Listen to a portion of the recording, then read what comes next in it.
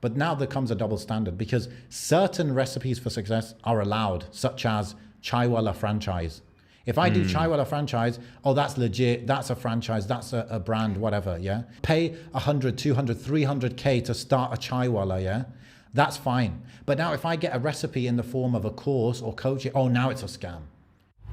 I've just booked to go to Tunisia, inshallah. Okay. And then I was thinking, oh, I need to think, what should I do with Pure XI during that time? And then it dawned upon me, I don't need to do anything. And then I thought, hey, if I don't need to do anything, then how much would I need to earn to just not come back? So he needs $50,000. He has $200,000 or so in his account, but the bank are refusing to let him withdraw it because of this issue that's going on. So he stormed into the bank and held everybody at gunpoint hostage because he wants his own money. Yeah. Okay. Assalamu alaikum wa rahmatullah. Welcome to Heist, the biggest and best podcast in the world. I saw someone earlier making a tweet that said, we've got too many podcasters, we need healthcare workers. Basically having a go that there's too many Muslim boys making podcasts. What do you think about that? I don't fit into the boy category, brother. Brother, I'm a professional. I've been doing this for 6 years. That's a very good Russian accent. Really? Should I call you Dimitri from now on? Call me Nico Bellic. I should do more of these, bro. Now that the microphone might be sorted. I thought you were going to do this whole voiceover career. Oh, yeah. Well, we had microphone issues, didn't we? Oh, but now you're ready to roll. Maybe with this one, we won't know until it's uploaded. Because episode 171, which we just released today, despite the fact that we recorded that 2 weeks prior, sounded dreadful. And then episode 170, which we actually recorded last week, sounded bad as well. Possibly due to my part. But you're confident now that this one's solid. Well, we did a little test, so we'll see. This is going to be really as I said, bro, I can actually not even hear. I can feel the bass in your voice. The bass. Yeah. I hope so. I wanted to discuss with you a couple of things. Okay. Because for once, I feel quite passionate. I'm ready. I feel passionate, but I think first I want to talk to you just about Pure XI. Oh, you plug in me. I'm plugging you. Well, do you want the red pill or the blue pill? I don't think that's even a question. Red pill, baby. Let's go. Let's dive in, bro. Okay. The rabbit hole, bro. Not the lizard hole, the rabbit hole. Hey, that's something for you to work on, a little concept, a little graphic where it's like, I'm going down the rabbit hole, aka the red pill, aka the reality, not the illusion, and not the lizard hole where the Yahud and Nasara go. Wow. That's deep, isn't it? I'm gonna write that in my wife's notebook. I'm gonna write that down. Do you write like little ideas here and there? Hell no, but she's written stuff in here. Let's leave it. That's her secret stuff. I don't know what that is.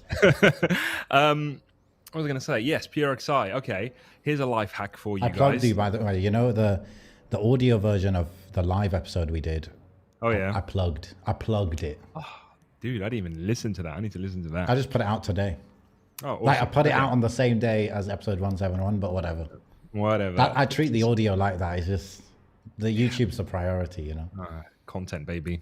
That video content. Yeah. Pure XI. Yes, the life hack for these decisions is just praying istikhara, really and truthfully. I was, I've been encouraged for years to try and bring it back, etc., etc. Yeah. And then we spoke about it a few times, and there was all these barriers that I was putting up. But barriers are all in your head until you actually step out and do it, right? And manifest it. Yeah. Otherwise, are they barriers that were in your head or not? Anyway, so, bro, I remember, I prayed istikhara, and I was like, yo, I'm just going to do this. And clearly, if there's some real barriers, it's not going to work out. And then what ended up happening is things just started getting facilitated, bro. Really and truthfully. Not necessarily from a financial perspective. It's not like I just came into loads of money and I suddenly started investing in stuff. Not at all. But definitely more from a processes way and a production way and just getting the ball rolling. And before I knew it, so like obviously sourcing products, getting designs out, re-establishing the old stuff that people wanted for ages.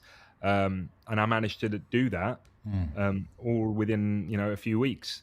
On top of that, there were challenges as well with regards to marketing has changed as well. Like social media has changed a lot, so there's obviously an issue with just visual content. Like photo content is not the same as it used to be, and people want videos now, and it's like, how do you do videos? How do you create content without backing tracks and all this other stuff? And I actually last night I came across it was the same thing. It was like I made dua for some sort of guidance regarding it, and literally seconds later I came across all these sort of intuitive ideas and ways to push the boundary without necessarily breaking our moral codes, right? When it comes to that sort of stuff. Even Faisal Chowdhury put up a video about this, actually. I don't know if you saw it, in regards to marketing, business, and trying to advertise or make video content without music and without all these haram elements. Yeah, literally a few days ago. Okay. Which quite poignant and quite important to look at, because all of this stuff is about the barakah in your business and the barakah in your endeavors. The more you can minimize those elements, the more fruitful they will, obviously be. And alhamdulillah, I must admit, I was quite overwhelmed with, the first day you launch any website, you're always going to be like, right, where are the orders, right? But I was used to that because I've done this before. Where's the dopamine at? Yeah, I've done this before. I knew what it was like. I remember. So in my head, I was like, hey, I'm starting from scratch again, right? But no, alhamdulillah, I was really, really, even from the first few the boys came through. Well, bro, you know how it is. No, I was really quite... All I did was come through with the fake order. You came with a fake order. I can see those abandoned orders, bro. If anyone makes abandoned, I see them. No, but still, I know I was really it was quite heartwarming to see some real enthusiasm. Actually, somebody received a jumper today. It's not even jumper weather, but they got a sweater today. And let me just see what the message they sent. I sent it to my wife because I was so gassed. They sent a screenshot of it, and they said, "Bro, do you have any idea how many years I've waited to get my hands on this?" Apparently, they've been wanting that particular jumper for so many years. But the jumpers you've got. Were they talking about the black one, the Paradise one, or the other? Yeah, that's the one. That's the one they wanted. Yeah. So that one is like cotton, right? Yeah, normal one. Okay, what about the all-over jumpers? Are they the polyester kind of type? Should we do a deep dive? Should we do a deep dive? Yeah, I just want to ask you about some of the things in it, some of the deets. Okay, let's deep dive. If you're giving me the freedom, look at that. It's almost like this isn't my half of the podcast. Oh my god, this website needs some fixing. Why is it so big? I don't often use this on my phone. Oh, what's going on? Yeah, there we go. So, what have we got? You were asking about a particular jumper. Yes. Yeah, like the red one, yeah.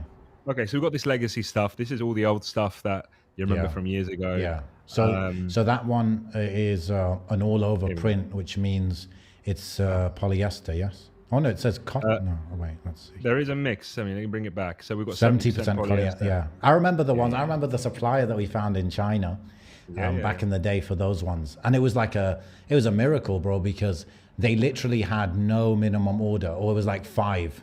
Like, just buy one small, one medium, one large, one extra, and you're sorted. I remember they would do that for us, man. And that was the way we got access to this type of, that printing style or that design style was fashionable back then, wasn't it? Where you've got, what would you call that? Like 3 stripe kind of thing. Yeah, absolutely. Yeah. So all over kind of thing and the 3 stripe. I mean, I was, I'm very much, I don't know if I can bring it up. Actually, the tab's closed, so I'll bring it up.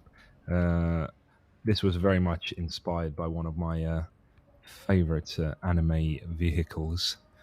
Let me bring it up. Let me bring up the thing. I've already shared this many times, but I'll share it again. Can you see this motorcycle? Yes. Akira bike. Oh, yeah. Oh, absolutely. So this kind of thing, right? That's what I had in my head. Okay, I see that. But I wasn't going to start, you can see where the inspiration comes from. Yeah, it's actually, I can see 3 different layers, right? So I see this now. I didn't see that before because I don't know this, but there's that layer. There's the style that was going around, which is the 3-stripe layer.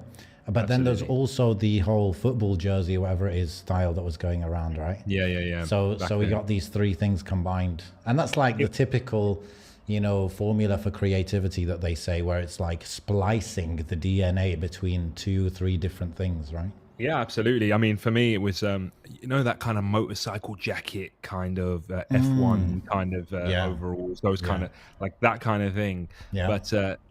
But not necessarily slapping all kinds of, corporations on me they would, or those kind of things. So, I mean, it's very loud.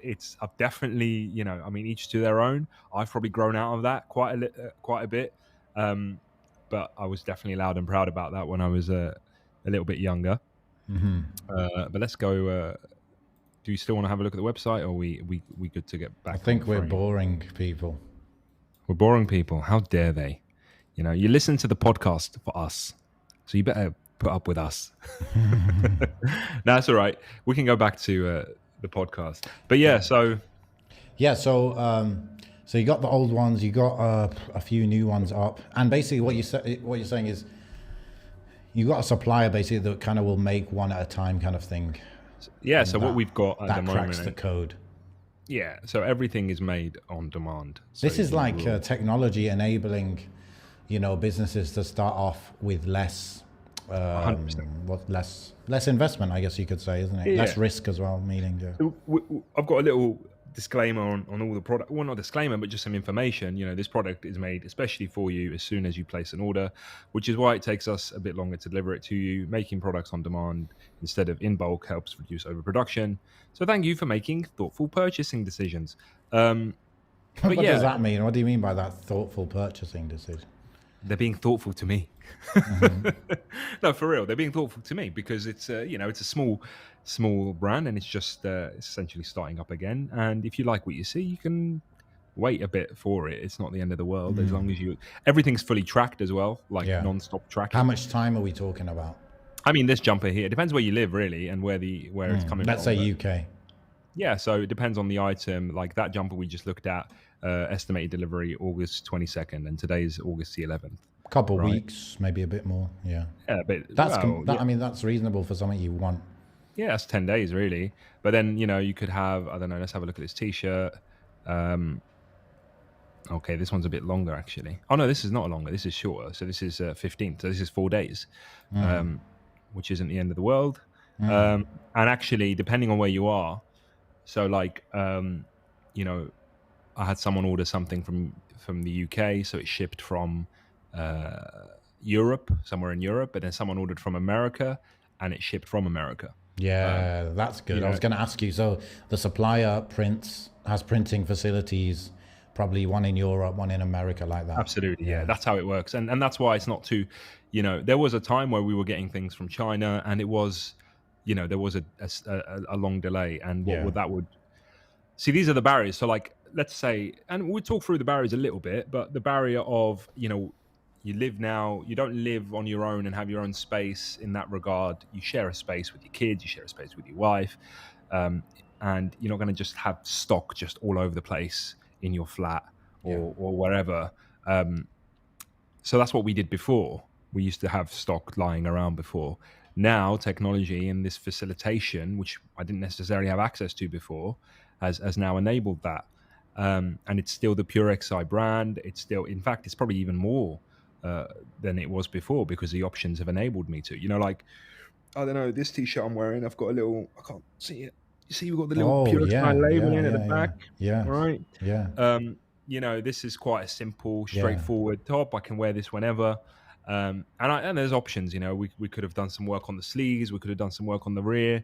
There's other items where I've got stuff on the rear, on the rear, on the front. We've got now some. I don't know if you've seen the Son of Adam t-shirts that have just come out. Yes. They're embroidered. Yeah. Really, really nice embroidery there. Right. And we've got some headwear. So we've got some caps and bucket hats embroidered again. And these are things that we didn't have access to before. What I was thinking, because of you could say the tech that you're taking advantage of in terms of them being able to print one at a time kind of thing. Yeah. What you've got on the website right now for sale in terms of the colorways, in terms of the sizes, it would Yep. probably cost you, I would guess, between £2,000 to £3,000 for you to have that stock ready for Oh, people if you were going to order it like that. Yeah, 100%. two to 100%. £3,000, and then, like, someone might say, okay, that's a small amount if you want to start a real business. Yes, that's true, but when it comes to clothing, yeah, you're going to end up with designs that don't take off. You're going to end up with, like, all the small sizes, all the extra large people don't want or whatever. They're not going out, and you end up sitting on. Like, out of that £3,000 you invested, you might sell 2,000 of it, but you've always got that, like, £1,000 or that £500 that's just sitting in stock, and it's not, moving. And there's this is difficulty with the clothing business, but what you've got now is seems like, I mean, from what you told me, you didn't really compromise on quality in doing this, and you're still able to, do it in a more efficient way, which is really cool. And it means, like, you could throw up a new design tomorrow and it wouldn't cost you that £500 for the initial run, or £1,000. 100%. 100%. And what you said about quality, you know what I'm like. Like, I get OCD about the microphones. I get OCD. If there was something, an issue with quality, I would be like, no, I'm taking this off. This is embarrassing. Like, I don't want to be associated with this. Is your OCD stronger with the printing quality or with your audio? It's hard to say. I mean, I'm actually impressed with this. I'm really impressed with this. I'm really impressed with the all over stuff that we've got. Yeah. Because you're happy with it, I actually want one now. Like, I was skeptical of the quality the durability of it. But but if you're cool with it, I'm definitely cool with it. No, 100%. I wouldn't want it up there if it wasn't. And 100%. And like I said, we've had one return, but that was a sizing issue. Somebody made a mistake with their sizing. I don't typically do returns, but the issue that he had was it was out of his hand. Does the supplier take the returns? So they can do for certain, like, if it's faults and stuff like that. Yeah. But what about for this example? This example, because he's a close friend of mine, we went against the policy that's on the website. Yeah. But the policy is there, and the policy is there. What is the policy? No returns. The policy, and the policy is typically there are no returns, but obviously get in touch either way, and we'll see what we can do. Yeah. And then the only time there'll be, a legitimate reason is if, something's come completely busted and there's a hole in it, or you've ordered a small and it's come as a large or something like that. Do you know what I mean? Yeah. Something that clearly isn't your fault. Yeah. The size guide's there, everything's there. I mean, this is part and parcel of ordering clothes online, and you can't really escape that. Yeah. What I will say, however, I know I'm talking all about this as like a business. I 100% don't recommend anyone getting into clothing as a business primarily. Okay. Yeah. I think clothing's got to be a passion that can then transform into a business. You can't go into it thinking, I'm going to make money tomorrow. Yeah. Do you know what I mean? It's not like lucrative in that way. No. It's unless you've got a large sum of money, but even if you did, you still need to have the passion at the start. You'd still need to be passionate enough at the start, because at the end of the day, you could probably argue that to make anything look cool with enough money in marketing, you really could. If you had enough money in marketing, you can make like a squiggle look flipping incredible when it's being worn by the right people in the right places, right? And you got the photos and you got the videos and you got whatever. But if you've already got that much money, you might as well do something else with it, something a bit more guaranteed. Software or something. Yeah, do you know what I mean? But no, this is something that clothing is like, when you play FIFA or like Football Manager and you just put it on professional mode, or when you can choose the difficulty level, it's like business on hard mode. No, absolutely. And the only reason, I'm encouraged to bring it back because there's a passion behind it. There was a fan base and a community that came behind it. Yeah. And I felt like I really did achieve something. And I think back then I didn't know how much I'd achieved, because it was kind of a one-hit wonder. It was the first thing I tried, and it actually went quite well. But you don't know. It's weird, but you don't know how successful something is when it's the first success you've had. And that's why failures are so important. Because if you fail, and then succeed, you really appreciate the success. Yes. But if you first time you ever do something, which is, in my regard, the clothing thing, and it was pretty successful, I must admit, then you're like, oh, you can just stop it because you think, oh, I can just do something else and I'm sure it'll work out. But then you do other things, it doesn't really work Yeah. out. Right. Yeah. Friend of So mine, yeah, he started business at like just age 16, and he just had a hit. And when I say a hit, I'm talking about like millions of dollars, yeah, or pounds. incredible. And he didn't really have any serious barriers or difficulties in business whatsoever until he was 21, maybe. Yeah. So that's many years and many millions of dollars of success.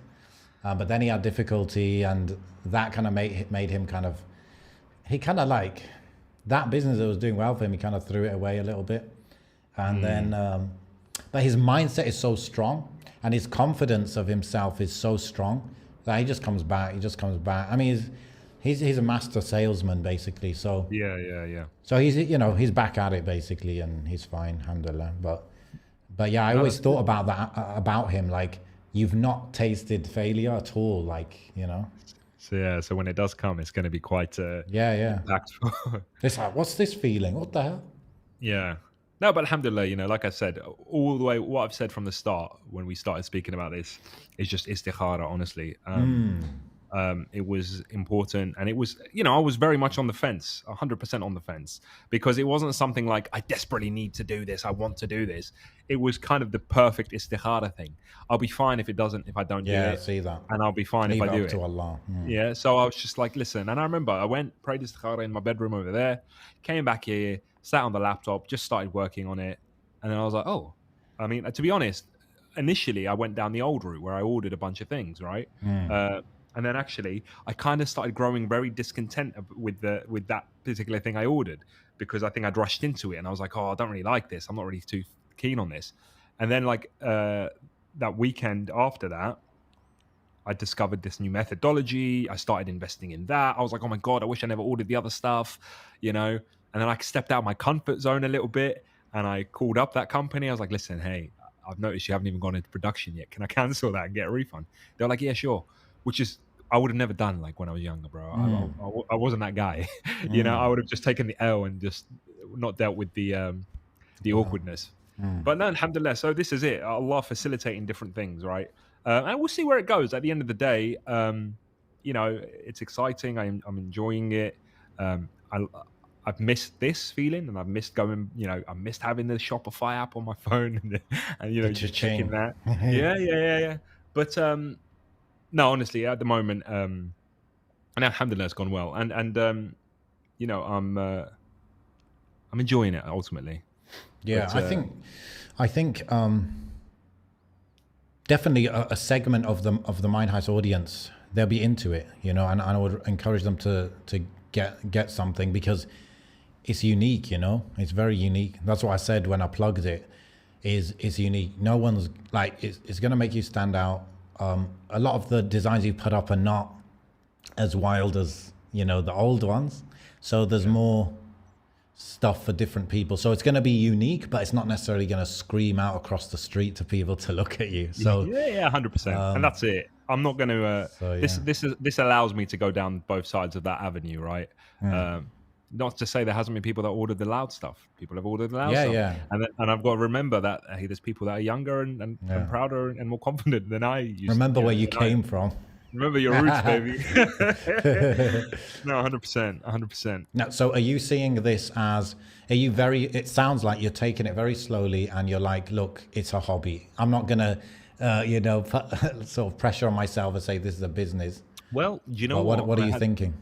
Do you know what? I had a thought the other day. I was like, hey, because I'm going to, I've just booked to go to Tunisia, inshallah, I haven't told you this, but in next month. And then I was thinking, I need to think, what should I do with Pure Oxide during that time? And then it dawned upon me, I don't need to do anything. Yeah. Do you know what I mean? Yeah, I don't need to do anything. And then I thought, hey, if I don't need to do anything, then how long could I, let's say hypothetically, Pure Oxide was Pure Oxide, how much would I need to earn to just not come back? Right? Yeah. And then I started thinking, well, hey, this is an avenue. This is, this could be a possibility. Yeah. So why not? Why not? And even if it's just one possibility out of a few, we've spoken to a few brothers that are, abroad, yourself included, who might not have just the one thing they rely on when they live abroad, right? It's a few different avenues, a few different plates that they're spinning, and each supplements something else. You know, this project it supplements that, but ultimately they all kind of pay the bills. Yeah. And dude, if you see those bills, the prices they're projecting for energy bills, oh my god, it was like what the Bro, latest one I I saw. almost can't. I can't believe it. Bro, did you see the one? I saw it on Reddit earlier. I haven't checked it. Oh, it's from Sky News, actually. New forecast bills could top £5,000 next year, with costs of 571 in January alone. That's insane. So when they say 5,000, they mean per year. Yeah, so split So that that's up. like 400 and something a month. Yeah. And that's 5,000. when they say energy, they mean gas and electricity, is it? Yeah, that's Yeah. £416 on average. Yeah, that's. I was going to say that's close to my whole living expenses in Turkey, but it's not exactly. But yeah, that's insane. I mean, it's already Like, gone up a bit. okay, to help me understand, like, give context. So if it's gonna be, let's say, 500 a month in January or whatever, Yeah. how much was it a year ago? This is it. So a friend of mine earlier said to me, his bills now are 298 because they've already had a few increases. Yes, I heard about that. His bill has gone to 298, and it used to be 2 years ago £60 a month, right? And he lives in Luton. It used He to doesn't be even 60, live in. Yeah, it used and to now be it's 60. 300. Right. My energy. Let me remember. It's difficult because this is a new flat. However, I don't have gas, so it's all electric. When I moved in, it was definitely around 70, maybe 66, something along those lines. I'd have to go back. Now it's 151. No, now it's 161. They said, oh, it's 151. Like, that's it. It's locked in. And then my latest bill was 161. And I was like, hey, what are you doing? Do you know what I mean? I've noticed a lot more emails from companies that you owe money to. Okay. Because they're like, oh, hey, if you need to check your account, go on this website, and just so that they can keep you sweet, so that you keep paying, because they know that people aren't going to be able to afford anything anymore, right? So like, I've got payments left on my car. Yeah, I've got payments left on my car, for example. I paid most of it cash, but it's just at the time I thought it was interest free and all that, but it was like, I thought it's probably safer if I just pay the rest in installments. Otherwise, I'm going to shoot myself in the foot and not have any emergency money, right? So I paid most of it cash, and I left some payments. And yeah, they got in touch the other day out of the blue. They never get in touch with me. Why would they need to? And they were like, oh, hey, did you know you could check your account and, do all these things? And then they text me. They're like, hey, if there's anything you need to know, like, let us know. I was like, hey, I know what you're up to. They're bracing. They're bracing, bro. And absolutely, like, and this goes back to what I was saying about business and stuff. Like, hey, no one can afford anything. What's the point? Like, no one can afford anything. So you're going to have a very tough time trying to make side money to pay for the bills, because nobody's got side money to buy anything anymore. Fuel's up for the roof. The other day, I put £30 into my tank to do just a short day of driving. That used to take me a week. The next day, I had to top up again. The next day. And I didn't drive that far. And that used to last me a whole week. That used to fill up half my tank, and it only did a quarter. So, yeah, it's insane. It's really insane. And considering my car now has actually got a slightly smaller engine than the one I had before. But, it is what it is. SubhanAllah. Natawakkalu ala Allah. And that's all we could say. There are people that are threatening to not pay their bills anymore. There are people that are very passionate about that. There are people that are, you see it online talking about rioting and all this stuff.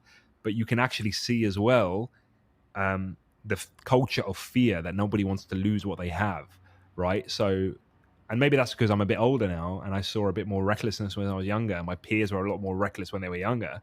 But when you're older, and it reminds me of what we spoke about, our parents, when you're older and you've got kids and you've got family and you've got things to lose, you don't want to go on the streets, start protesting or not pay your energy bills. And I'm trying to think in my head, like, what would I do if it really did reach £571, a month or whatever they're projecting?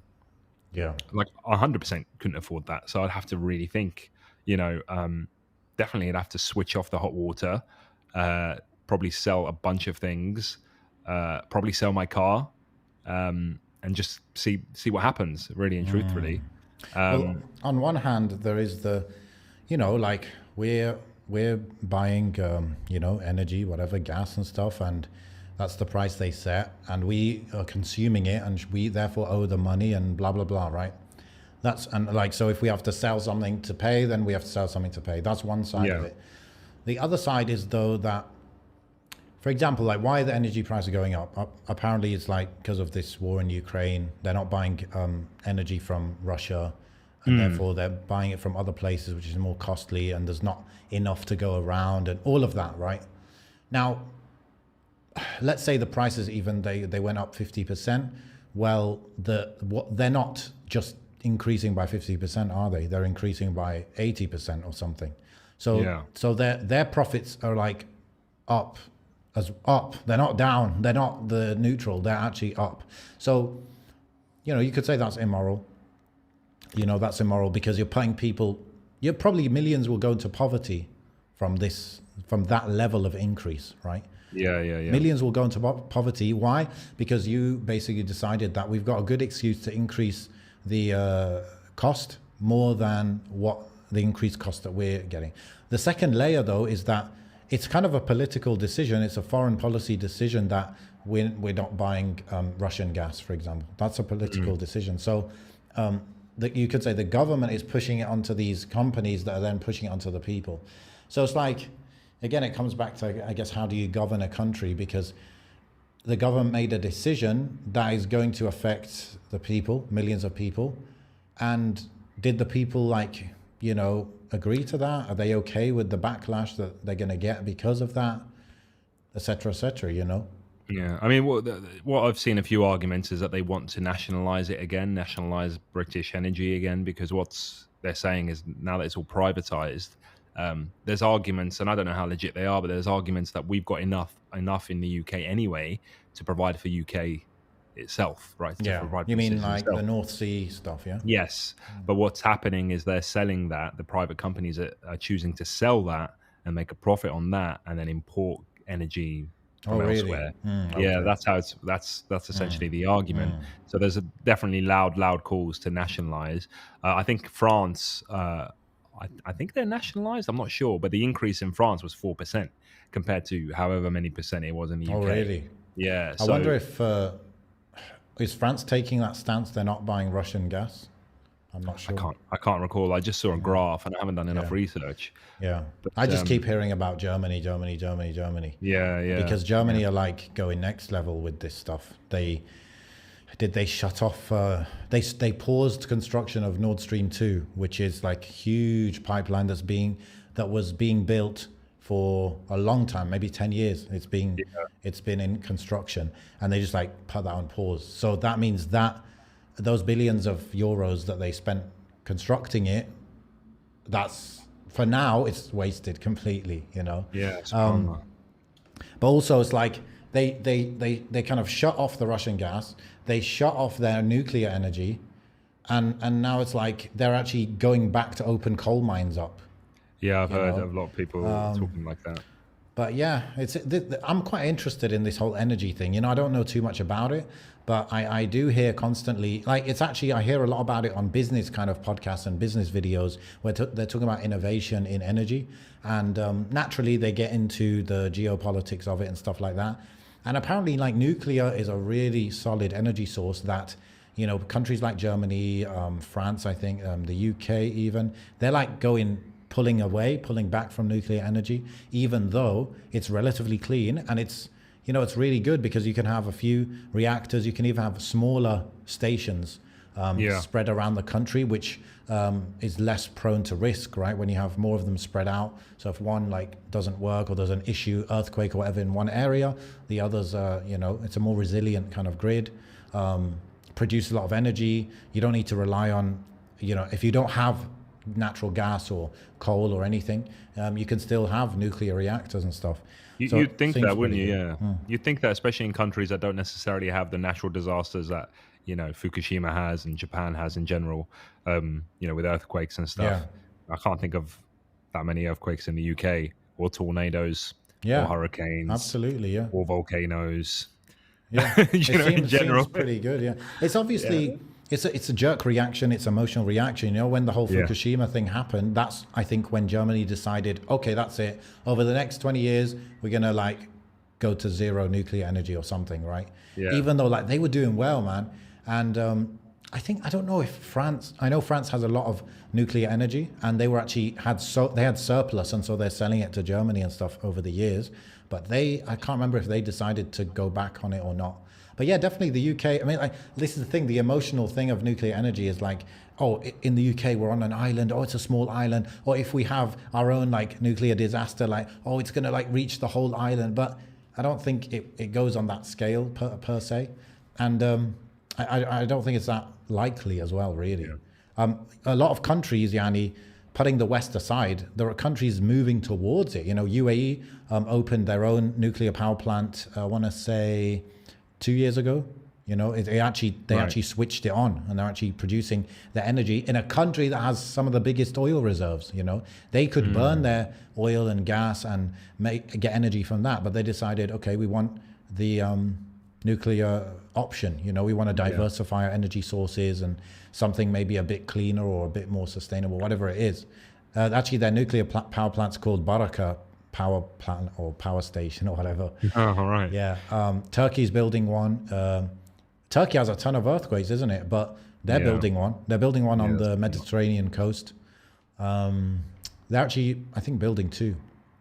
So Turkey has, you know, it's quite a big country, quite a big population, but it doesn't have, you know, good sources of energy. So it's got a couple pipelines going through it from Russia.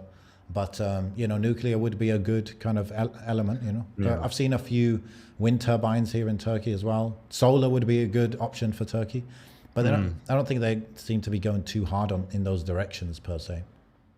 I think just for the human element of the consequences of the price hike, I think it's really important as Muslims, as you know, citizens of the United Kingdom or whatever, we don't start putting this victim mentality on ourselves too much and thinking, why me and why is this happening and the outrage. Because what I've tried to do is realize, hey, this is just your taste of a test that millions of people have gone through throughout the world. You know, naqsun min al-amwal, for example, you know, poverty in general, lack of food, lack of whatever. You know, just because we think we're on the great land of the Union Jack, that we should be untouched from tests and trials. And I think that's a complex that a lot of Western Muslims might have, is that, well, we're in a first world country, why should we be tested like a third world country, right? But this should be a reminder that actually Allah's test will reach you wherever you are. You know, Allah's test will reach you wherever you are. So don't live it. Yes, you're going to have different tests than other people, but even the tests that other people traditionally may have can reach you too. You know, the poverty and the war and the famine and all this stuff can reach you too. And this was a really, really, like when they started talking about fuel crisis, lack of food, like even when COVID came around, that should have been a reminder for everyone. You know, during COVID, when I had a baby to buy nappies and stuff for, and I couldn't find any, you know, that was like a reminder, and I didn't want to be like frustrated. Like I do see a lot of people actually losing it because they haven't tested they're not aware that real tests can reach them, because there is this superiority complex over the rest of the world. So yeah, use it as a with any test, really, isn't it? Use it as a means of worship, really. Yeah, and I mean, and then there will be people who are actually doing fine, or they're actually their income, whatever, might be increasing during this time, and that's another type of test as well. And it's an opportunity to help people, I suppose, as well. You know, when potentially millions are actually going to go into poverty in the next 6 to 12 months, it's a time maybe to give food, or, you know, soup kitchen, this and that kind of thing as well. No, absolutely. Yeah, that it's kind of mad to think about. Millions of people, but like you said as well, this level of increase, let's say your bills double in 6 months, I think that's quite a realistic thing that seems to be happening, right, in the UK. Well, actually, the numbers we just talked about were tripling and quadrupling, actually. Well, I mean, the bills had already doubled prior to this. You know, so imagine that happening to you, but you're like a farmer in India. Yeah, you know, doubt. And you know, like in the UK, It's like if you're in the UK and I tell you, look, you just got to come up with £1,000. Because the fact that you're in the UK, you're probably going to know someone or a group of people that can put together £1,000. But in other countries, it's not going to be Yeah, they that don't. level of accessibility. So it's this type of stuff is happening. It actually affects those poorer countries even more. You know, like you saw what happened in Sri Lanka, Yeah, 100%. and these kind of things. You know, Well, have you seen what happened? Did you see the viral video from Lebanon today? no, Today's 11th of August. So obviously they have the economic issue that's going on in Lebanon, and I don't want to get into too deep about the details because I'm not going to know them. But clearly banks are seizing people's money and not allowing people to take their money to out. withdraw. Okay. Yeah, so there was a viral video, and you can read about it. It was a very interesting article about it as well that accompanied it, of a man whose father is requiring medical attention, so he needs $50,000. He has $200,000 or so in his account, but the bank are refusing to let him withdraw it because of this issue that's going on. So he stormed into the bank and held everybody at gunpoint hostage because he wants his own money. Yeah. And he's actually kind of somewhat being supported by this protest group not far away, who obviously do not condone the violence. Not that he's actually, as far as I know, hasn't harmed anyone. He's obviously threatened, but Yeah. but actually also see that, hey, it's his money and this is happening to loads of citizens. And you see this all the time, actually. I remember seeing it in Greece years back when, banks just stopped. And I felt like something happened in Turkey, maybe. I could be wrong. Maybe it's just in the back of my head. But yeah, this notion of like when things get bad, even what you own, what you think you own isn't yours either.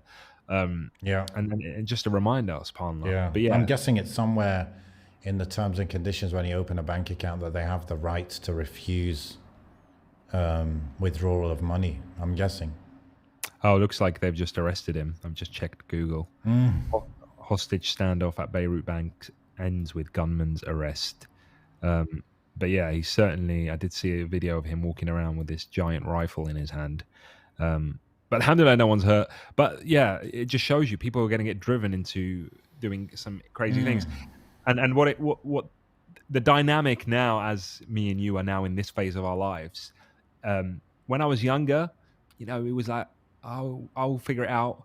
But now, when you've got mouths to feed, and like, obviously we've all been in times where our kids have said, "Oh, we're hungry, I'm hungry," and you just haven't done the shopping yet, or you just haven't got round to it, or things are a little bit tight, and you're just going to wait a couple of days until you get paid, because at the end of the month things can be a bit tight, right?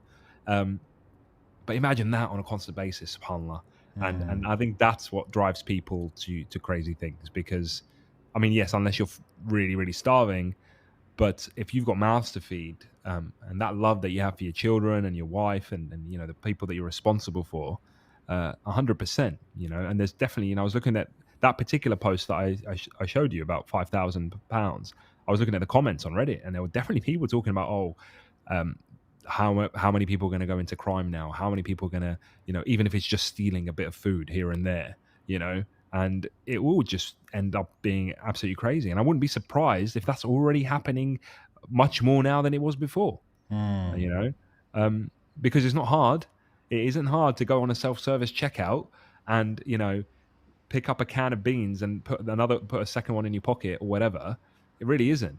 I'm not condoning that, by the way. I'm just saying, like, it is really easy. Yeah. I mean, when you don't have that taqwa, that awareness that Allah is watching everything, those things become easy, definitely. But bro, to be fair, like, somebody in absolute need, Allah knows best what their judgment's going to be. When someone's in absolute need, and they've got no choice, that even if they're a pious, practicing Muslim, they're probably going to think, well, I'm going to die, like, I'm going to starve. I need these beans or whatever. Do you know what I mean? So there's going to be people that consider that for themselves. And yes, subhanAllah, it's. I mean, I'm actually quite concerned about the homeless community in general regarding this. I'm concerned about people already on poorer incomes, people who are already struggling to make ends meet. It's interesting to see how comfortable we were, really, to realize how comfortable we were. The realization, I mean, COVID was one, but like this is another. we're young, bro. Like we haven't seen, if we're talking about Yani, not just the energy thing, but recession in general. Like the only recession we've seen really is the 2008-9 one, which I was in uni, like I was chilling. Yeah, I don't remember that. I mean, I remember reading about it, but I didn't even know what it meant. I was Yeah, like, hey, exactly. Yeah, do you know what I mean? it wasn't Price real of life Freddos for went up. us. Price of Freddos went up about that. Eh? Yeah, like I was in uni on a scholarship. Damn, baby. Yeah, like didn't Yeah. didn't Who mean paid? much Who to paid me. for that? Huh? Who paid for that? Was that Obama? Was that Probably an Obama UAE scholarship? government. Oh right, okay. Yeah. Yeah. So And so here yeah, you are what in I'm Turkey. saying that to say that since the recovery from that recession, things have just been going up, up, up, up. You know, actually we have not. This is funny. We used to talk about stocks quite regularly. Oh yeah, baby. We ain't speaking about stocks no We more. haven't been speaking about stocks for a long time. Bro, Yeah, I ain't got that. I ain't got that kind of money, man. it's That was I was talking to my wife about it today because one of the stocks I hold, like a small amount in, yesterday it shot up. yeah. All right, so I got like notification. I can't turn these damn notifications off. Yeah, I got notification. Oh, it's gone up 5%, and then another one 6%. Another one is like 12%. I'm like, yo, okay. I checked Yeah. it today, like how much I'm actually up or down, or have I broken even? Because it seemed to go up a lot, bro. I'm still down 88%. Yeah, no doubt. No Yeah, doubt. but that's like something I hold a small amount of. But what I was saying is, if the bigger ones that I hold more of, like Shopify, if I had dollar cost averaged when everything dropped, I might be break even right now, you know. Yeah, 100%. But because we remember that we had that whole discussion of like permissibility of it, I kind of decided that I want to like pull out. So I haven't been dollar cost averaging, but if I had, I would have been buying every month. I would have been putting a bit of money into it until I'm like more break even. But because I haven't been doing that, I'm probably, I think overall, like all my stocks, I'm down like 75%. Yeah. This reminds me of what we said earlier, though, about Pure XI and clothing, whatever. Oh. We said when things are going well the first time you try it, then you don't know what failure is. And I think that's what happened, you know, with stocks. Yeah. I was euphoric because it was easy to make money. Sure, yeah. So I was like, hey, this is. I remember telling my dad, Miskin, when he was still alive, I was like, yo, Dad, guess how much Tesla shares I've got? Yeah. And then, like, it was one of the few things where my dad was like, oh, I got a bit of validation there, you know? Yeah. And he was, you know, we'd speak about it all the time. So I was even more enthused. I was like, hey, my dad loves this stuff. I love this stuff too. But, yeah, my mum used to get annoyed that we'd meet up. He was ill Miskin, but we'd meet up and still talk about Tesla and Elon Musk and all this stuff. Dunya talks. Yeah, but, you know, I was just trying to find some middle ground. Yeah. But, yeah, and obviously now things are way tougher, and yeah, I ain't got the spare change for that. However, you know, I do think that any form of long-term investment is still beneficial.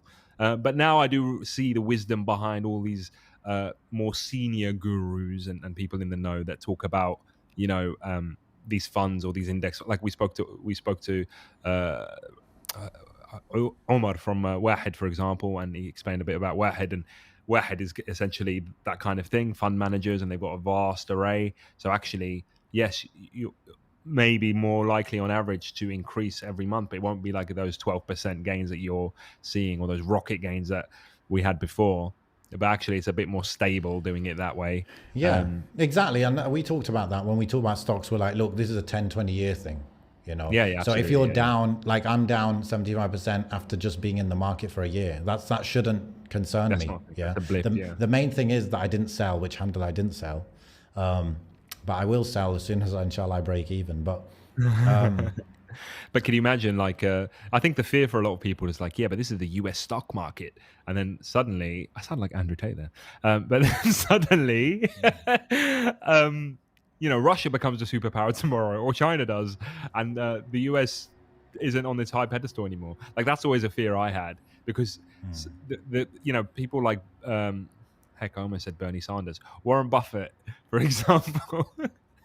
He's obviously like, yeah, just put it in the S&P 500 and that's it. Like, that's all you need to do. I don't know why everyone has to overcomplicate things. Yeah, but what if the S&P 500 one day isn't what it's all cracked up to be and what it has been for the last 100 years or so? Because suddenly there's a new player on the block, and it's the Chinese stock market or the Russian stock market. you know what I mean? Yeah. Like, I think that would be like a 10, 20-year transition. dude, It wouldn't be Five- quick. 5 years ago, my son was born, so that was a blink of an eye. Heck, I blinked and 10 years passed of my life. I couldn't believe it. What was it the other day? I can't. Oh, my sister's starting university, right? But like, I can't remember what I watched. There was something something that was from 10 years ago. Oh, it was even Mind Heist as well. Mind Heist. That's what I was doing. I was replaying Mind Heist episodes from like 5 years ago, and in one of the first episodes, I was like, "Oh, my sister's looking for a job, but nobody will hire a 14-year-old."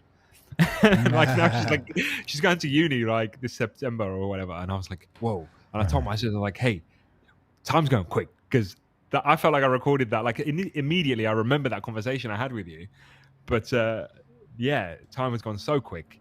And on a side point, that reminds me of Yom Al Qiyamah, bro, because you just replay something and you'll remember it immediately.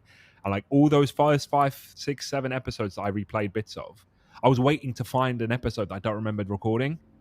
You know, if I read the title, I was going to be like, I don't remember talking about that. But as soon as I start playing it, I'm like, oh, I remember this conversation. Wow. You know what I mean? I don't know. Try it. Have a go. Yeah. So it's really like, subhanAllah, this is like almost like a Yom Al Qiyamah sign here because I can replay any conversation and remember saying it. That's crazy. Yeah, I think that, the S&P 500, the US stock market is what it is because look at the kind of companies there. We're not talking about companies that are only successful in the US. We're talking about the brands that are known worldwide, like Coca-Cola, like McDonald's, like BP or whatever it is. Yeah. Actually, BP might be on the London one. But anyway, that's why, bro. And China has some of those, yes. But there are other issues with the Chinese one, like transparency and those kind of things. But people like Jack Ma going missing for a month or whatever, so. Man was on vacation, baby. Yeah. Oh, God. Speaking of gurus, bro, I said I was passionate about something. I was feeling passionate for once. I was feeling passionate because, how do I say this and keep it a little bit vague? Basically, bro, like what I do, my business, Muslim CEO, yes?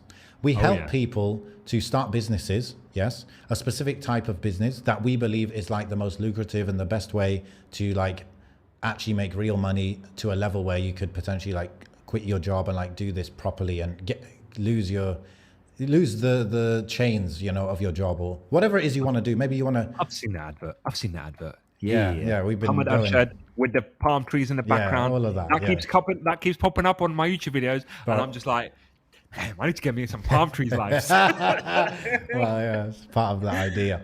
Actually, I'll give you some behind the scenes data, yeah? Well, now you know that your adverts are hitting the right audience, all right? You know that your marketing's working. Well, I know that because I know how much money we made from how much we spent. But anyway, by the way, I run those ads, like I manage them and stuff. But yeah, I know, yeah. I tell you, in the last 2-3 months, we got 1.5 million impressions, meaning the ads were seen 1.5 million times. That is a crazy amount. That's a lot. I was thinking, if that was spread out across like UK, US, Canada, some countries, yeah. Imagine that was only UK or only London. Like you could be famous overnight if you spent that kind of money in just one city. That'd be crazy. But anyway. Nice logo over there as well. I can see that. Anyway, I'm looking at your website. But anyway, bro, like what we do, in terms of health, you've seen the ads, you've seen the messaging we use and the way we come across. People don't like it, bro. People hate on us. People are so skeptical and they use this word like scam and all this, yeah? Yes. And I think you're a skeptical kind of guy when it comes to this stuff, yeah?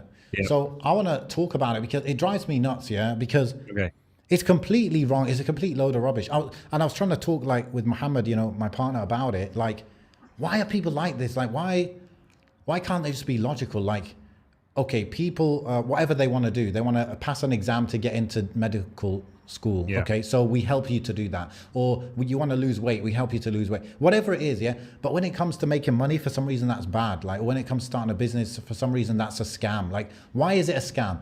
He's like, oh, because you hear about somebody paid money and then they didn't succeed. It's like, okay, so what if you went to uni and you failed your exams? Is now uni a scam? It's so messed up, bro, and it's actually holding us back. Like, because I feel like there is this stigma out amongst everyone, but with Muslims, it's a bit more of a stigma, yes. Yeah. And it's holding us back, bro, because how are Muslims going to become more independent, more powerful? It's probably a large portion of that is from business, yeah. But how are you going to start a business? What? So if you're hating on what we're doing, yeah, do you want Muslims to go and start a business and just do trial and error, Yeah. and just like fail, more than likely fail? Or is it better for them to get some help with a recipe, like a proven recipe, and like have a higher chance of success? Like, surely you would prefer that. But then there's a double standard, right? They might be like, yeah, like have a higher chance of success. But now there comes a double standard because certain recipes for success are allowed, such as Chaiwala franchise. If I do Chaiwala franchise, oh, that's legit, that's a franchise, that's a brand, whatever, yeah? Pay 100, 200, 300K to start a Chaiwala, yeah? That's fine. But now if I get a recipe in the form of a course or coaching, oh, now it's a scam. So there's a double standard. You know, though, you've just said why. You've understood why, and it's all about recognition. It's all about, the people that are probably hating on your endeavor here are people that don't know you guys at all. You're just an advert that's popped up. But why do they say scam when they just hear making money will help you make money? Well, it's the same thing because they think the same about other people that have also been maybe outed as scammers, and they associate all of this stuff. Because at the end of the day, look, you're trapped between a rock and a hard place. You need to advertise that what you do is good. It's a good service that you're providing, and this is potentially what it can do for you, right? But at the same time, you don't want to put yourself in the arena of this is too good to be true. Yeah. Because let's look at who was that guy that. I mean, who's the face of that kind of work? Not your kind of work, but the scammy kind of work. Who's always like, look, I'm in my garage. Ty Lopez. That's the guy. Yeah. So I remember when I came across all this kind of content, not too long ago. Actually, we were doing Mind Heist and stuff when I came. I remember we used to speak about it a lot. Yeah. And I used to watch his videos, and it used to make sense. His free stuff used to make sense. Yeah. And I had a look at maybe his course at one point. I was like, oh, I can't really afford that. But you know what? I've got enough from his free stuff. I kind of get what I'm doing. Yeah. And I did do a few things off the back of that. Yeah. And it did motivate me off the back of that. But I can understand, people that would pay a fortune and not feel like they got much out of it, or pay a fortune and just fail, and then the onus is on them. They want to deflect that responsibility. But there have been legitimate scams, especially now with the crypto stuff, right? People starting up coins and then rug pulling those coins. Yeah. Coffeezilla does a lot of. I think crypto is like actual full on scam. Yes. But they will associate all of that stuff because unfortunately some of the people that do the crypto stuff have also done the whole buy my course thing. Maybe. But when I say it comes to recognition, I think it's important. For example, the podcast. The podcast is an incredible way to just get people to know you on a level that is beyond the advert. Okay, and then you can just read through people, right? You've been doing this not because of, we didn't start this because we wanted to promote Muslim CEO. Heck, you barely ever talk about it. I don't think, what I mean? This is probably the first time you've actually spoken, like you've said, this is what I do. Because I can't remember. And I've never brought it up because I always thought, maybe Ameen doesn't really want to talk about that stuff, so we won't bring it up. But now that you have, people will know you and they'll see your face on the thing and they'll be like, oh, yeah, I know Ameen because he seems sincere, he seems legit. This is a genuine thing.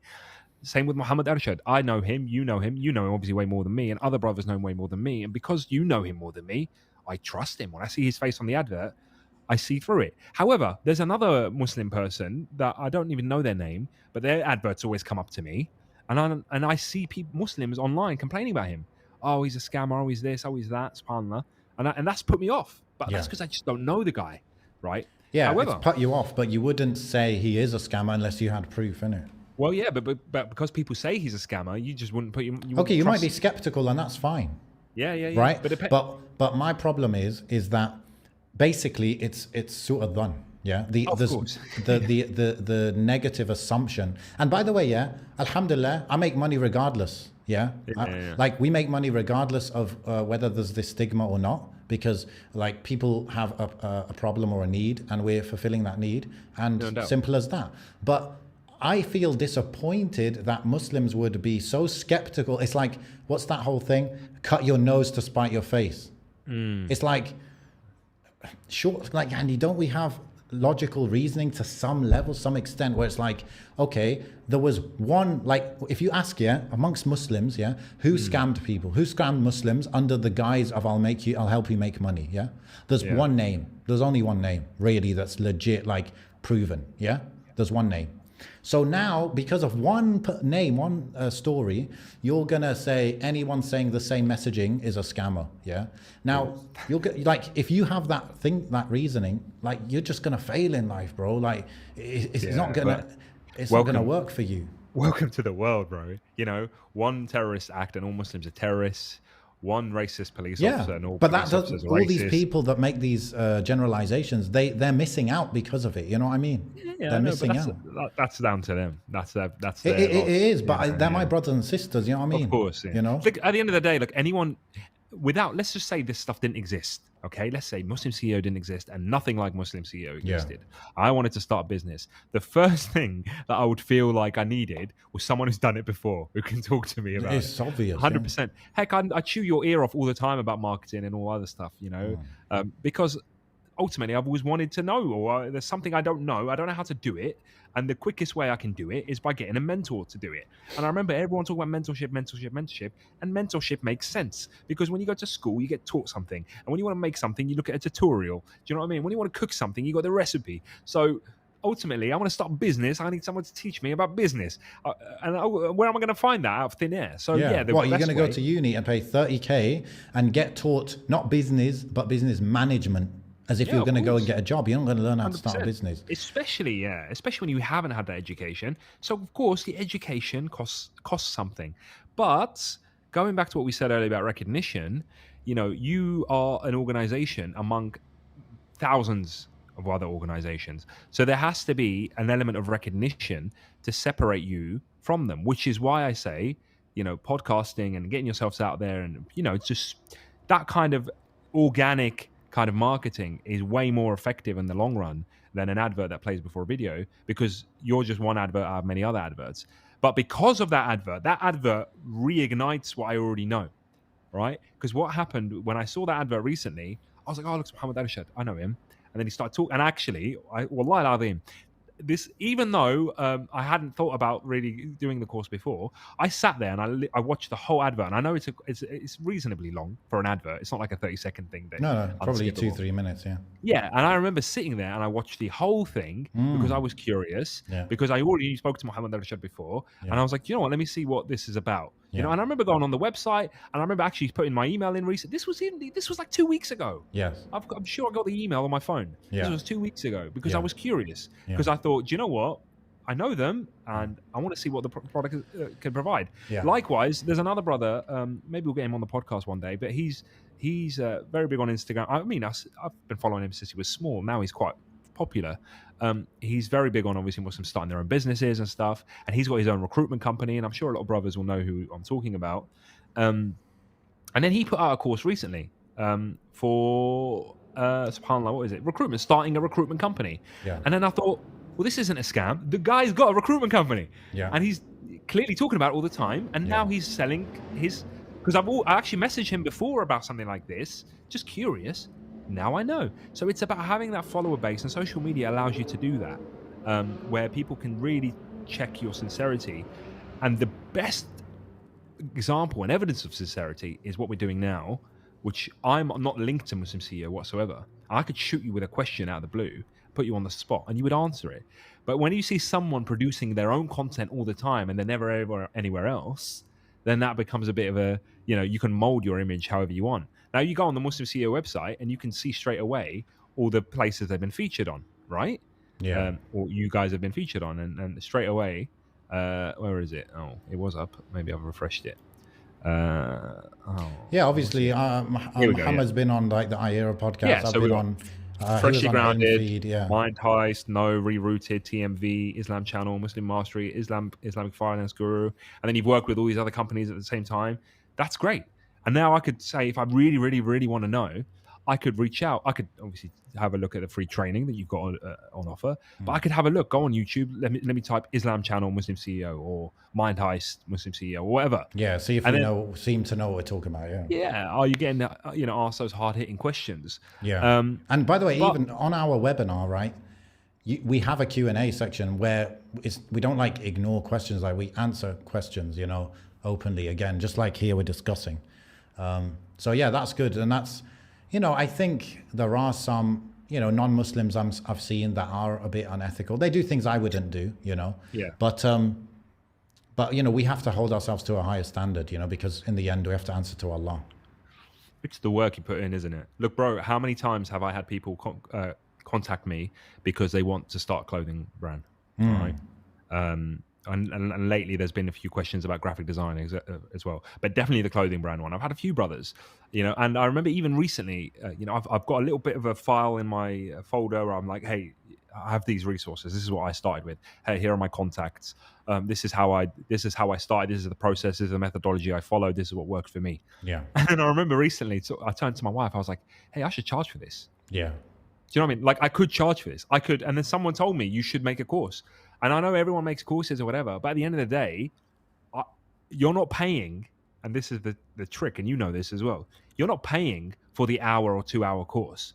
You're paying for the 5, 6, 7 years experience it took me to get to where I am. Shortcut, basically, yeah. Yeah, you're paying for that. You're not paying for the 2 hour course that you feel like is overpriced. It's the experience that came along the way. Yeah. But heck, people look. If you said that you're disappointed with Muslims, look, we can have millions of reasons to be disappointed in Muslims, but we're not going to be. Do you know what I mean? Yeah, this is just one of many that we are, unfortunately, as an ummah, we are lacking in. So, and another thing, I mean, if it's the online stuff that you're getting frustrated with, you don't know how old those people are. Like, I've always tried to tell myself that. Like, you see, you know what it is, bro? Yeah.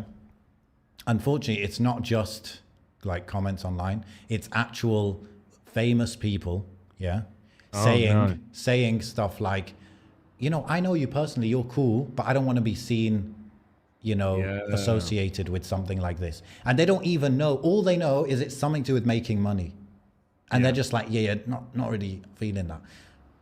That's and these people, you would see them, you'd be like, yeah, this guy's smart, this guy's on point, this guy's, you know what I mean? Strange, I would challenge that. I would challenge that on a public platform. That's what I told. That's what I was saying. I was talking to my partner about today. I was like, you know what? Like, okay, that perception is out there. Maybe it's our job to sit down with these people and explain to them all the details. Because once we explain the details, there's no direction for them to go other than, okay, yes, it's legit. Well, it's mentorship with a price. That's the way I would define it in its simplest form. And you know what, alhamdulillah, you know what I'm happy about now? I didn't have a moral problem with it before, but it just makes me more comfortable, confident, is that the model that we are helping people with, we don't just do it through Muslim CEO. We have other businesses that we also implement it through. So it's like you having a clothing company successfully, and you're helping people to start clothing companies, 100%. So that makes me even more like mutma'in, No, 100%. It reminds me of like Chris Doe and the graphic design stuff. Like, you see videos of him in his graphic design agency, but then he's also got the courses teaching. Yeah, he's also teaching how to do the agency. Yeah, exactly. Yeah. And I think it's knowledge that, at the end of the day, you've accumulated a level of value that you can put a price on. Because if you don't put a price on it, then it no longer really is valuable. Not to you anyway. You're going to be motivated to put the energy. Oh yeah, in. people don't take action. What do they say? If they don't pay, then they don't pay attention. Well, look at these gems, Muslim CEO gems we're getting today, guys. Look at these, baby. Yeah. So that's something that I was just talking about today. I was thinking about, and I was just like, we can do better than that, Part of my day job is dealing with people that are, negative about the organization I work for, whatever, right? And I see my colleagues always kind of like disconnecting from that conversation, honestly, you know, we could be speaking to members of the public and they disconnect from our conversation. Like, okay, I don't want to talk to you. Forget about it. Right, separate. Wallahi al-azim, I always stay. And I always try and just dig deep into it. And I want to unfurl that. So I want to be like, okay, so what's the issue? Let's talk to me about it. And we talk and we talk and we talk. And I kid you not, I have been standing on the spot for like an hour and a half, talking to disgruntled people and opening up their perspective, because it's all, like you said, it's all shifted, one bad experience or some things they've seen online or whatever. And actually, when you open up that can of worms, Yeah. The reality is a lot deeper and a lot more nuanced than you think and you consider. So yeah, 100%. I'm all about that. And the devil's in the detail, bro. I mean, 100%. Not the devil. It's actually the, whatever you want to call it, the hidayah or whatever, the haqq is in the detail. Absolutely. And it's a lesson for you as well, Akhi, with regards to anything. Because in the same way that people react strongly and jump to conclusions for yourself and your business, you do the same to other things. We all do. We all jump to conclusions for other things. Yeah. And it helps you check yourself. It could be anything, bro. Like, I don't know, here's a random one. BMW drivers, okay? BMW drivers have a bad stereotype for not indicating and driving recklessly and blah, blah, blah, blah, blah, okay? And then I've got a friend who drives BMW. He drives a bit recklessly. But I've seen people that drive BMWs, they're fine. But no, you can have this stereotype, this negative stereotype that grows and grows and grows. But then one day you see someone driving a bit whatever and you think, oh, maybe they're late for work, or maybe because I've done it before, I've driven recklessly because I can't remember what it was. I was really late for something, or my son was at school and I was late to pick him up or whatever it was, stuff like that. And then you start making excuses for people, and then you start opening up that can of, I'm going to call it a can of eggs. Open up a can of eggs. Bowl of eggs. Making excuses, right? Yeah. No, 100%. So it allows you to then not stereotype other people for other things as well. Yeah, that's true. Yeah. Yeah.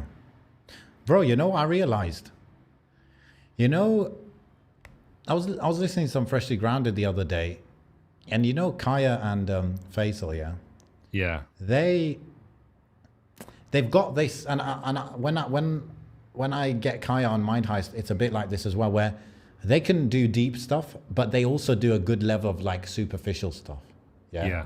I don't feel like we do too much superficial stuff.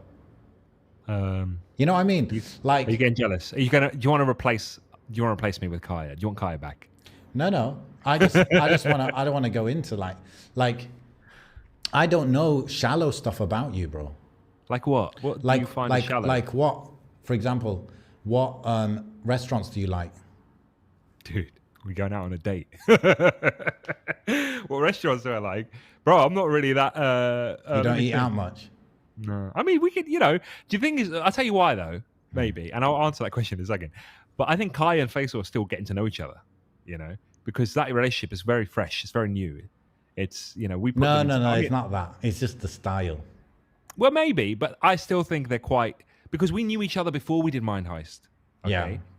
Faisal and Kaya only really got in touch because I put them in touch. And he, Kaya thanked me or Faisal thanked me or whatever. Because I remember he was there and I was like, hey, I know a guy called Kaya here. He goes, and that was like, what? That wasn't that long ago. That was less than a year ago. Bro, that was like 2-3 months ago. I don't know. But they're still getting to know each other. So there's going to be that level of it. But we kind of knew each other before. We were talking before. So we kind of skip a lot of that stuff and go into, the deep. But hey, restaurants. I don't like Italian food. I consider it very boring, right? And that's because my North African heritage, where it is a lot of a pasta and that kind of stuff. And I went to an Italian restaurant the other day, and I tried the pasta that my wife ordered, and I was like, my dad makes better pasta than this. This was it, or at least the same. But so Italian food is boring to me, but I appreciate it. I do consider the appreciation there. Heck, what do I like though? Oh, dude. Oh, yeah. I think I like Turkish food, bro. Yeah, there's a new Turkish restaurant. Well, relatively new Turkish restaurant. 5 stars, bro. Amazing. Very expensive. What do you order there? just just a standard mixed grill, Mixed grill, that okay. kind of thing. Yeah, I need to try that thing you put me on the other day. What did I put you on? The was it Adana? Not Adana. I can't remember what it's called. What I is can't it? remember what it's called. Yeah, you guys were talking about it. You and Kaya and stuff were talking about it. It's got some big. It's got some. I can't remember. It's a particular type of kebab, I think. Come on, memory. I mean, you remember? Iskender? That's the one. Ah, Iskender, yeah. Bro, Yeah. that's like the cherry on the top of Turkish food. You talk about me superficial. Do you know that nobody knows anything about you? My mum makes the comment all the time. She says like she has a go at me for like I sharing don't know what too they much. want me to say or share. Bro, nobody knows anything about Like, yes, me. I am private, yeah, I am. But what do Exactly. you even want from me? Bro, I talk about my family. I talk about my stresses. I talk about my anxieties. Yeah. And then you're like, you just sit there and yeah, none of it.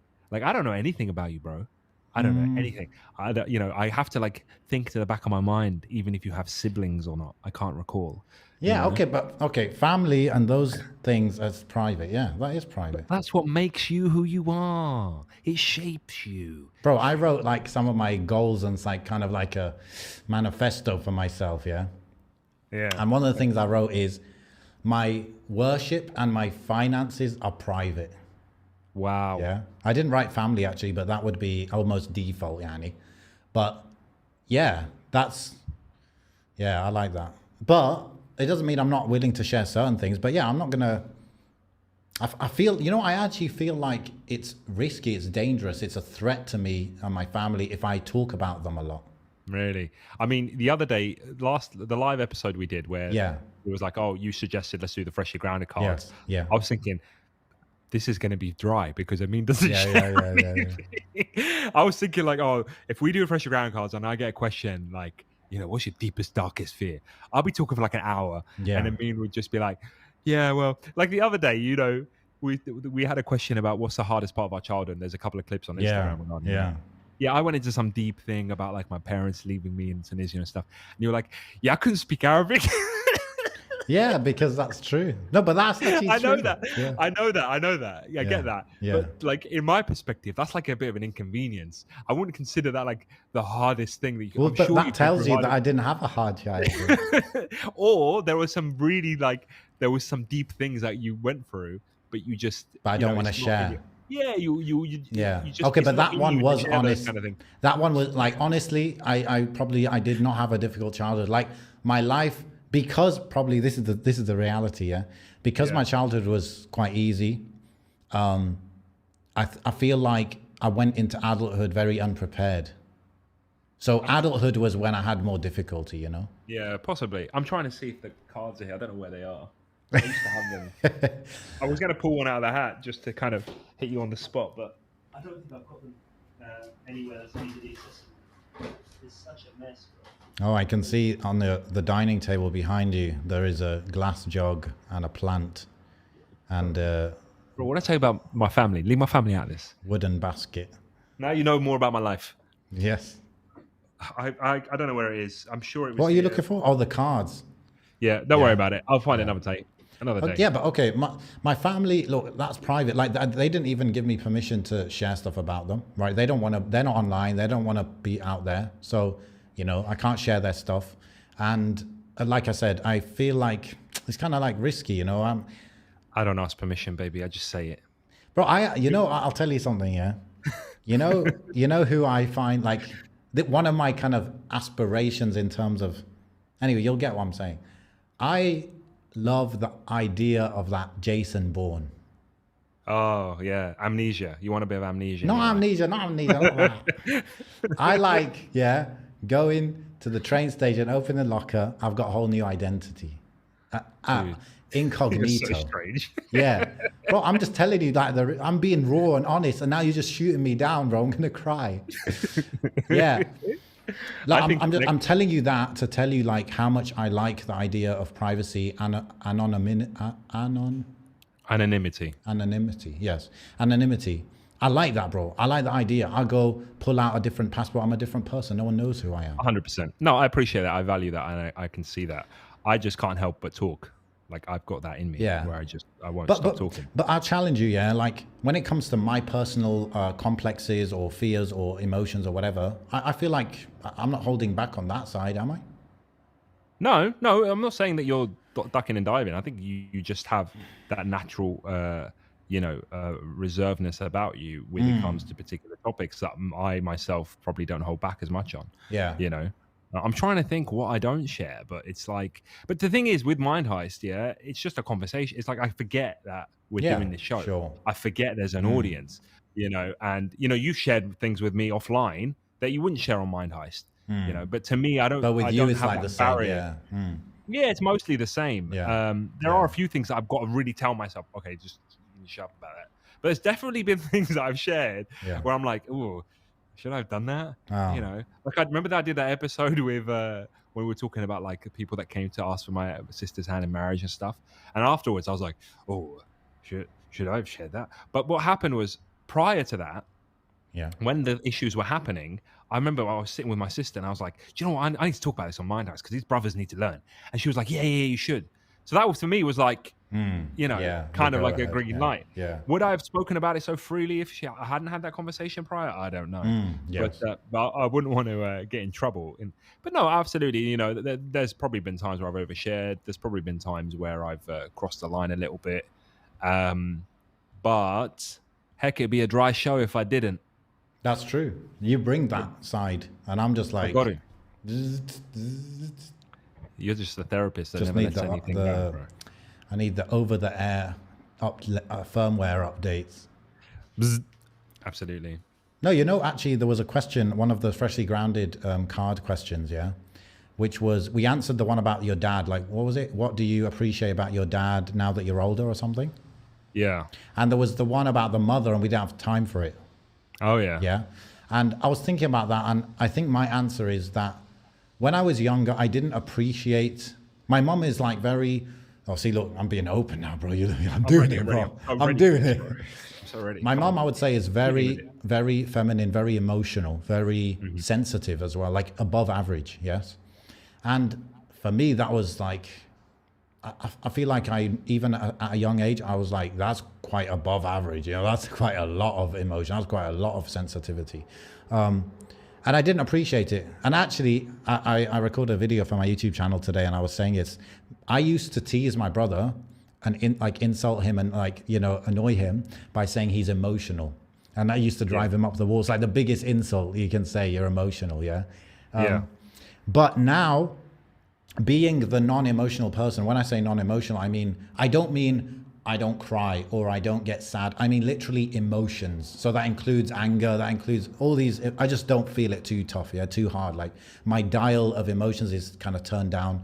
That's how Allah made me, But now I appreciate my mom's sensitivity, my mom's emotion, and I see how the Prophet ﷺ was very sensitive, very empathetic, and I see it, the whole emotional intelligence, that is a bit of a superpower, in a world of AI and robots and all of this and self-service checkouts and all that, and chat bots and all that, I think emotional intelligence, empathy, real connection to humans, that's a superpower, and I lack it, So I appreciate that about my mom, and I think if I didn't learn sensitivity and emotional, intelligence too much growing up, at least because of my mom, I appreciate its power and its necessity in the world, That's what I would say about what I appreciate about my mom since growing up. I'm glad you've come to that conclusion, because that allows you to be a better husband to your wife. Yeah, absolutely. And if you were ever to have daughters, then a better father to your daughters. Yeah. And obviously, aunties and whatever. And to your mum, a better son to your mum, to recognize that. Because you could go down the road of, you could have a lot more disagreements with your parents or your mother specifically because of her emotions. And then you wouldn't necessarily be able to draw that as a part of a natural trait. I think us men, we throw that around a lot, like, oh, she's just being emotional, right? As if emotions have no value. But it's like sometimes, yes, definitely, like logic. When you're making like serious decisions, logic probably needs to be more than 50% of the process, right? But to just throw it away and throw it away always, that's wrong. But but this is the thing. Like those emotions don't come from a vacuum that has no weight. It always comes from a place of weight. It's just that men choose to disregard it. But Yeah. when you disregard it, the endeavor itself becomes like sour and sweetless. You know, like you could make a decision, right, that logically and practically makes sense, but everyone around you is like not happy and and they're kind of begrudgingly doing it. Yeah. And it's like, well, this is kind of sour. I don't like this. Mm-hmm. You know, no one's really feeling it. And yeah, it makes sense. Or there might be more money in the bank or whatever. But whatever, that like, what do I value more? And then you could go down a decision that makes everyone happy, but is a lot more risky, a lot more reckless, a lot more financially burdensome, and doesn't make sense logically. Yeah. You know, but then you're like, well, actually, everyone's happy and everyone's getting on, and maybe that's what I value more. And I think that's the thing with men. And 100%, heck, me and my mother had a disagreement like yesterday, and I'm not oversharing, or the day before yesterday, and it was essentially this. It was I had my logical brain on, and I think the ladies in my family definitely had the emotional brain on. And then, we disagreed on it. And then afterwards, when I came home, I was like, yeah, but why would I want to do the logical thing, but then everyone being unhappy? That sucks. Like, it doesn't make no sense. I think that's right? called hikmah, bro. Well, it's trying to be leader of a family, but balancing the logic and that's leadership. That's leadership. It's hard, though. It's hard because you may have already... This is why it's all important to kind of separate, and what I've learned is to try and separate yourself from that. For example, you could say something, I disagree with it, but I think I need to learn to hold off on my vocal disagreement until I go away and think about it. Because if I still disagree the next day, then I could say, listen, do you know what? I've had to think about what you said the other day, and actually I don't agree with it. But to say that I disagree there and then, I haven't had an opportunity to think about it. Yeah, that's good, yeah. And I think that's what I need to learn. I need to learn to just be like, okay, yeah, whatever you say, boss. And then kind of think about it. Or in the moment you can probe, you can ask questions, but you don't need to necessarily... But not make it... don't make a definitive... I think that's it. Don't make a definitive statement of agreement or disagreement in that moment. Just think about it. Just be like, okay. And then carry on and then think about it. And then see if it's a battle worth battling, or if you're going to come up with anything in the end. I think that's 100% what I need to learn. 100%. Yeah. And like the Prophet ﷺ, obviously, at some points, it was the right thing to fight battles, to literally, spill blood. Yeah, that was the right thing. And sometimes there was the compromises, and to know when to do each one. Like, as Muslims, we don't have to like turn the other cheek. We don't have that, yeah? But at the same time, we don't have just all guns blazing all the time either. We have very, ummatan wasata, and the thing though, the responsibility that gives you is that you got to make those decisions. It's not one way or the other. It's not always turn the other cheek or always fight back. There is times for different things, and that's leadership, bro. Like, that's why you need emotion, you need empathy, you need also the logical thing of like what's realistically going to happen, the probability, the risk taking, the risk assessment. You need all that, and then you need to, I guess, فَإِذَا عَزَمْتَ فَتَوَكَّلْ عَلَى اللَّهِ. Absolutely. And we're being leaders in so many different realms right now, right? Like this podcast we're being leaders in doing a podcast, because a big part of leadership is taking initiative, doing something that no one told you to do, no one said you have to do, right? Yeah. But you chose to do it, and you chose, especially, it's leadership when you take a responsibility for what's coming out your mouth every week when you record it. So that's leadership. Being a father, being a husband is leadership. Even being a son or a sibling is leadership. Starting a business, having customers is leadership. Like, it's all leadership, and for that, there are certain ingredients needed. 100%. Sometimes you got to lose the battle to win the war, baby. That's it. theshepherdswaybook.com. Bro, now that we're doing this at a different time, I've realized that prayer times are getting all a bit, So I'm going to have to end the podcast here.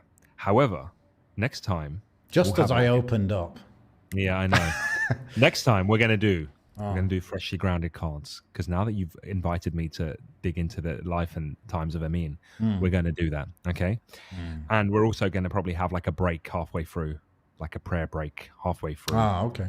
because then, you know, a little bit of intermission lets you kind of, you know, oh, that was a lot of sharing. That was a lot of sharing. I need a little break from the sharing, you know? So we'll do that next time. Yes. Okay, cool. Go to mindheistpodcast.com if you want to interact with us. And also go to pure-xi.com to check out the designs. At the very least, check out the designs. But you'll probably be like, yo, that's kind of popping. I need that, baby. Do you know what? I had purexi.com in the past. Yeah, man. They took it from me. And do you know how much they wanted? They wanted like over £1,000 for me to buy that bag. Well, one day that'll be pocket change. Bro, well, they knew that it was used before, so whoever bought it after me wanted to hold I'll tell you, hostage. yeah, I've got a lot of domains, okay, and it's worth it. I pay £10 a year each for them, and I just keep them. I forgot. Just one day, I saw the emails, I'll deal with that, and I forgot to renew it. Anyway. It is what it is. Yeah. Anyway, look, it's just a click away. We'll put it in the description, yeah. It's a click away. Go to PureXI, pure-xi.com. You know what would be cool, bro, if you could get pure.xi. I guess that doesn't exist, right? Do you know what I should do? I might do a little Mind Heist promo. What's a Mind Heist promo? A little promo code. But we'll do that next episode. Yeah, okay, cool. Yes, that's all we gotta say. Subhanakallahumma bihamdik, shadu an la ilaha illa anta, astaghfiruka wa atubu ilayk. I'm gonna bust a spleen.